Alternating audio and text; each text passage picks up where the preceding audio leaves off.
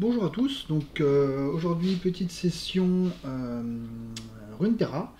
J'ai voulu rejouer donc en labo légendaire le deck Talia parce que j'ai effectivement réussi à le faire deux fois maintenant avec Poro et avec la 2-1 qui attaque à chaque tour qui simplifie quand même énormément les matchs. Je pense que le Talia en légendaire c'est le vrai labo, l'ultime épreuve, donc je m'amuse à la refaire.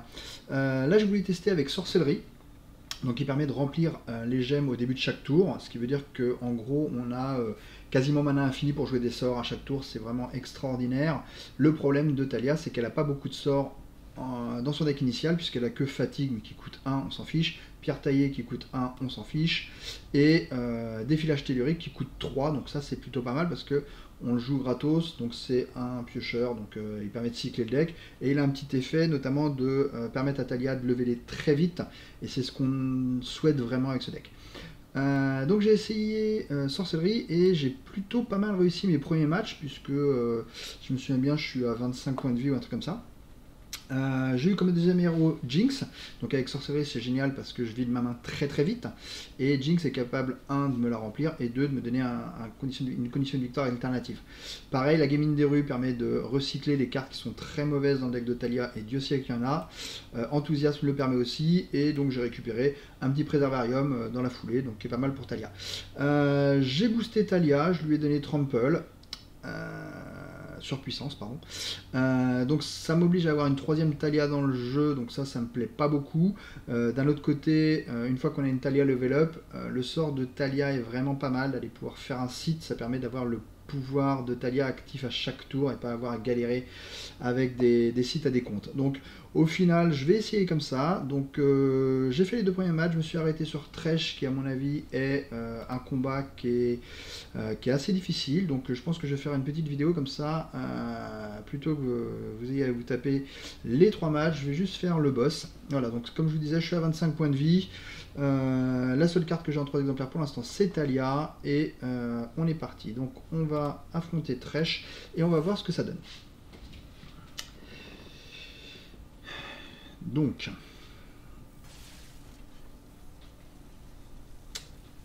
c'est parti. Un petit Treshou, donc il a que 15 points de vie, j'en ai 25. En principe je devrais remporter le match, mais on n'est jamais à l'abri d'un truc bizarre. Alors Jinx je la veux pas en main de départ, je veux la top decker. Flèche saline c'est trop tard aussi. L'enthousiasme ça a l'air d'être trop tard, mais en vrai comme j'ai les 3 manas à chaque tour, c'est pas si mal. Et si je garde l'enthousiasme, est-ce que je garde Jinx? Est-ce que j'essaie de foncer sur Jinx? Je vais essayer de foncer sur Jinx, essayer de la poser T4 pour un leveling T5 ou T6. On va essayer. Bon, c'est évidemment pas combo avec Préservarium, mais on va dire que c'est pas grave. Alors ça par contre ça va me pourrir ma main. Celle qui appartira à l'enthousiasme, ce serait triste. Triste. Ok. Bon, j'ai été un petit peu ambitieux de garder cette main là. J'aurais dû virer le Préservarium en y réfléchissant, ça servait à rien, c'est pas du tout combo. Ok, donc il a le requin T1. Je continue à piocher des cartes useless. Hop. Ça c'est pas mal, donc il bénéficie pas de son caveau d'Elia. Par contre maintenant il va pouvoir me mettre la pression. Bon, heureusement que j'ai 25 points de vie. L'aristocrate malchanceux, ça ne me gêne pas. Donc pour l'instant je suis très content de la situation. Ça c'est embêtant, mais bon voilà. Ok, je prends un, donc je suis pas prêt de lever les Jinx, hein, là c'est un peu la misère. On va le laisser faire tourner son caveau et peut-être tuer la bête qui va ramener, on va voir. Alors, Bergère des âmes, ouais, elle est vraiment pénible celle-là, mais il peut poser pire. Il peut poser pire, en même temps, il peut tout de suite la sacrifier. Non, il peut pas la sacrifier tout de suite. Est-ce que je la tue? Putain, j'ai vraiment rien à faire. Je vais voir ce que je vais toper au prochain tour.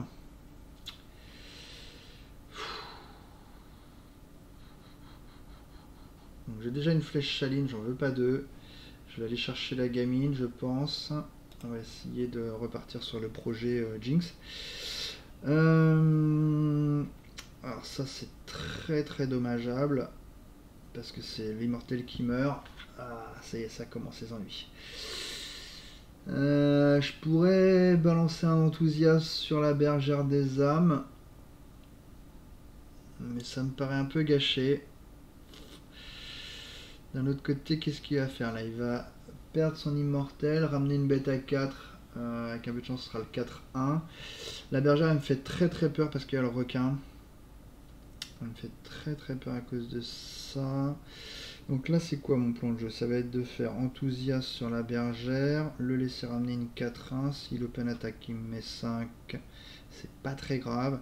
S'il open pas, je pense que je vais faire flèche saline pour pouvoir la copier avec Talia. Ouais, on va tenter ça. Ah oui, donc il faut pas que je jette Talia. Waouh, ça c'est chiant ça. Ah, elle est chelou cette main. Bon, ça je m'en fous. Je peux faire ça donc.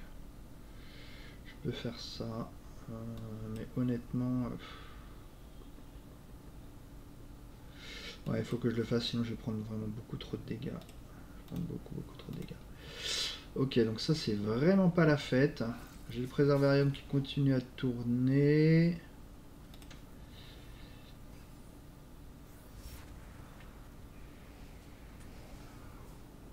Historienne, ok, il y a une 3-3. Je récupère la gamine. La fatigue qui revient. Ouh, 2 immortels. Wow. Donc là, il va falloir que je pose des bêtes contre la défense. Hein. Malheureusement, c'est pas vraiment le point fort du deck. En même temps, il n'y a pas de point fort dans le deck. Est-ce que je fais ça pour préserver 2 points de vie? Ce serait vraiment gâché. Non, je vais pas le faire. Je vais juste faire flèche saline et on va revenir sur le plan copié avec Talia. Donc là, la Talia est presque level up. C'est vraiment ma seule chance en vrai. Ok, donc il a le trèche. Il a plein d'immortels. Alors la Talia est level up. Ça c'est super cool. La Talia est level up, mais j'ai pas assez pour faire à la fatigue si je fais Talia level up.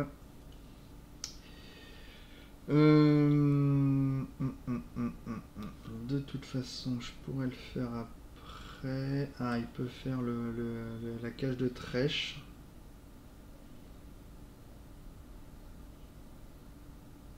Il peut faire la cage de trèche. Je pense que je vais être obligé de faire le défilage. Ah, c'est moche.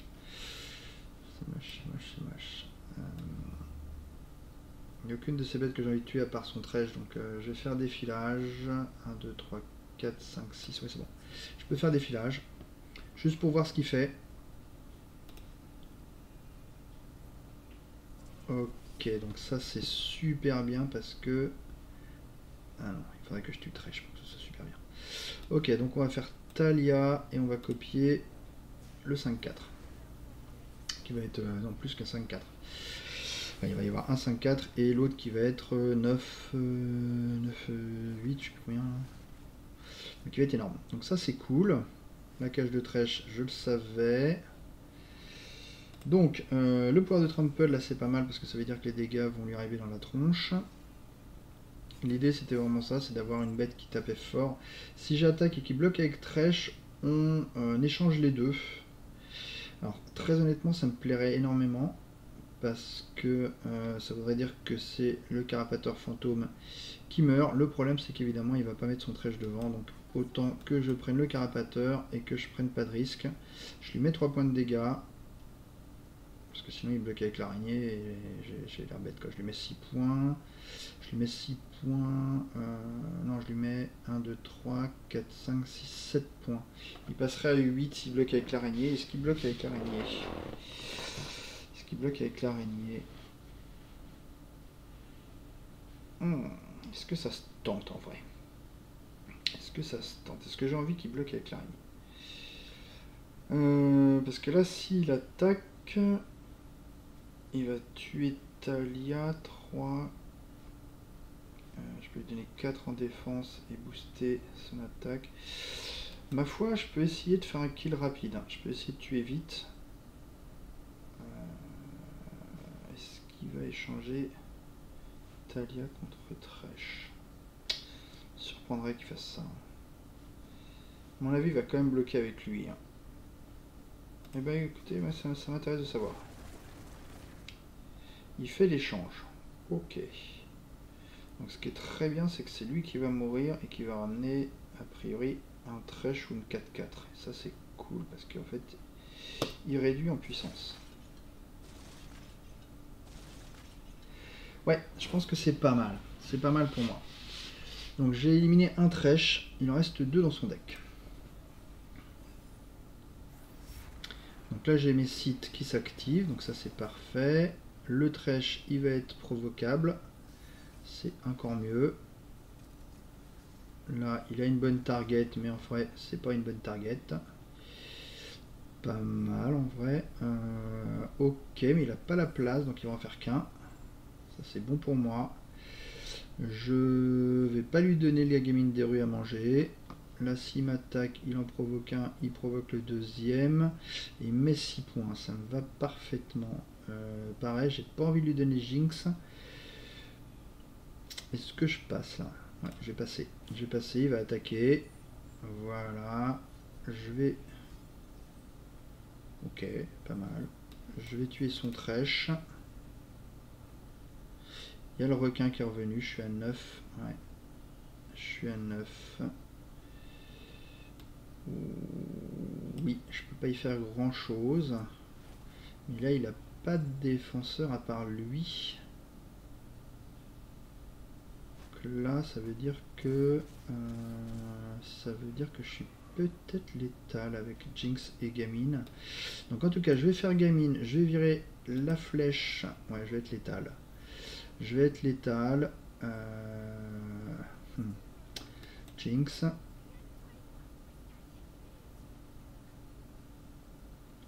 Et est-ce que j'ai besoin de booster 3 ou est-ce qu'il vaut mieux que je prenne la fatigue? Donc la fatigue, ça va me permettre de choisir un des deux qui bloque, c'est-à-dire que l'autre passe. Thresh, je quoi comme removal? Je sais plus. Je vais le faire. Je vais garder fatigue pour éviter un bloqueur. Dommage pour pierre taillée. Par contre, ma main, vous voyez, elle s'est vidée très très vite, ce qui veut dire que je vais pouvoir flipper Jinx. C'est vrai qu'il a un bloqueur supplémentaire avec ça, j'avais pas pensé. Une 4-1, ok, donc celle-là, elle va se faire alpag. Donc vu les conditions, je peux pas vider ma main tout de suite. Je vais donc faire comme prévu fatigue sur... de toute façon, il va devoir bloquer. Je vais faire fatigue sur lui. De toute façon, il doit bloquer, hein. Sinon il crève. Je fais fatigue sur lui pour préserver mon 5-1 et attaquer avec tout. Hop, hop. Ok, je veux pas qu'il pose Thresh et qu'il bénéficie de tous les cadavres qu'il va y avoir. Donc là, il est obligé de bloquer le 9-8, a priori avec le 1-1. Et s'il bloque pas les autres, il prendrait 8, ce qu'il ferait passer à 5 avec une Jinx level up, enfin qui va level up. Ce serait vraiment cool pour moi. Donc je pense qu'il va faire, voilà, il va faire 2 blocs. Il copie mon 5-4, ok, et il tue mon 5-4. Pas sympa. Ok, mais il a plus de mana. Il a plus de mana, faut penser qu'il a 2 immortels. Hein. 2 immortels, c'est pas cool. Donc je vais faire préservarium. J'ai pas envie de piocher, c'est un drame. Je peux faire naturaliste et préservarium après. En vrai, ça fait level up Jinx et ça ne change rien. Ah, je peux détruire son site. Ah bah ouais, carrément. Ah bah ouais, carrément, j'avais pas pensé à ça, mais oui, c'est bien. Alors c'est pas transcendant, mais voilà, c'est pas mal. Ça évite de me taper des bêtes plus fortes là. Et on va level up Jinx. Donc voilà, donc maintenant j'ai 2 pioches par tour, donc ça c'est cool. Avec celle-là, ça va en faire une 3ème. Je peux créer le sort de Jinx, mais la roquette elle coûte 1 et malheureusement j'aurai pas la mana pour la roquette. Mais ça me fera utiliser mes 3 mana et je vais piocher 3 cartes. De toute façon, j'ai pas de place. Ouais, je pense qu'il faut le faire. Comme je vous ai dit, c'est une carte trop forte. De toute façon, ça sert à rien de garder de la mana avec le pouvoir de sorcellerie. puisque de toute façon mes gemmes sont pleins à chaque tour, donc je peux balancer mes cartes, ça fait cycler, ça fait tourner, et là en l'occurrence c'était pas mal. Ok, donc j'ai une Thalia, j'ai une Jinx qui est un Bolt, j'ai une Naturaliste qui sert à rien. Ok, donc là moi je sais qu'il va faire attaque sur Jinx, je vais pouvoir au choix tuer son Thresh ou reposer une Jinx. Je vais le laisser attaquer. Ok, il est pénible. Hein. Il est pénible parce que là je pense qu'il va falloir que je tue son Thresh. Donc j'ai pas de Jinx. Ok, c'est pas très grave à ce niveau-là, mais bon. Ok. Ça sur ça, ça sur ça. Si je bloque comme ça, j'ai un Thresh qui a level up, c'est la misère. Donc il faut que j'enthousiasme. Alors j'enthousiasme quoi? Celle-là a priori, même si la Thalia est pas extraordinaire parce que j'aurais plus de seed, j'ai le droit d'en repiocher. Donc hop. De toute façon, elle est encore moins bien. Ok, donc là, je passe à 5, il est à 9. Il me reste 1, 2, 3 sur le board. Je suis dans la mouise. Hein. Je suis dans la mouise, il va falloir que je top deck un petit peu. Après, j'ai 2 draws pour top decker. Est-ce que. Non, 3 draws, parce que je vais pouvoir le copier, le préservarium. C'est quand il arrive en jeu, quand je suis invoqué. Je sais pas si je vais piocher tout de suite avec Thalia d'ailleurs. On va voir ça. Même ça, c'est pas bon. Ah si, j'ai eu peur. Ok, donc ça fait pas mal de draws. Et il est à 9. J'ai un dégât direct à 3. Et j'ai une open attack qui est pas désagréable du tout. Est-ce que ça vaut le coup d'open attack? Oui, parce qu'il a 0 défense. Même si poser ça, ce serait quand même pas mal. Parce que là, il va poser un bloqueur. Je vais l'empaler, mais j'ai le boost de... Non, mais non, je perdrai le boost de Thalia. Ouais. Si j'attaque, il passe à 2 et j'ai le blast. On va la jouer très simple. Là, s'il n'a pas de removal, il va mourir. Ok, il n'a pas l'air d'avoir de removal. Ok. Ça, c'est pas un problème. Il faut que je garde une carte. Donc je vais poser ça, Jinx, 7, 8, 9. Normalement j'ai 1 milliard de kills. Donc même s'il me repose une deuxième bête cauchemardesque, c'est pas un problème. Tiens, une sentinelle bleue, bonjour. On va poser Jinx. Et on va faire le kill. Ouais. Ouh. Et il y a du rap puisque j'ai encore le sort de Jinx. Voilà. Donc je suis passé à 5 points de vie, il m'a quand même retiré 20 points de vie quand je vais en retirer 15. Hein. Ça reste quand même très difficile de passer, mais c'est passé. Ok. Donc on va voir ce qu'on récupère. On va voir ce que je récupère. Blablabla. Blablabla. Alors, vos cartes créées coûtent 1 de moins. Ça ne m'intéresse absolument pas. Recevez un emplacement de mana vide, c'est pas mal. Ça va vraiment aller encore plus vite sur le Jinx. Et duelise, donc challenger à toutes mes créatures, c'est vachement bien. Le truc, c'est que donc maintenant je vais affronter Frejold. Frejold, challenger contre Frejold. C'est pas comme ça que je gagnerai. Je gagnerai au dégâts direct dans la tronche. Hein. Je pense qu'à un moment je vais me retrouver en mode bloc. Ça va être très difficile, Frejold. Je pense que cicatrice va être un vrai problème. Il faut que je lui pète son site, sinon je vais perdre. Ok, et dueliste c'est super bien aussi, mais on va considérer que le défilage donnant les provoques, j'en ai pas plus besoin. Je vais prendre le flux de mana, donc je vais avoir beaucoup de mana entre ça et les sorts. Ça peut être cool. C'est confirmé. Et alors, est-ce que je veux un contre? Est-ce que je veux ligne temporelle concurrente? Alors, c'est super cool avec ça. Le caillour, c'est une bête à 5. Mieux que 5-4, il y en a plein. Donc, c'est vraiment pas mal. Avec le surfeur, c'est pas foufou, mais pourquoi pas. Avec le chronomancien, c'est très très fort. Avec la gamine des rues, c'est correct.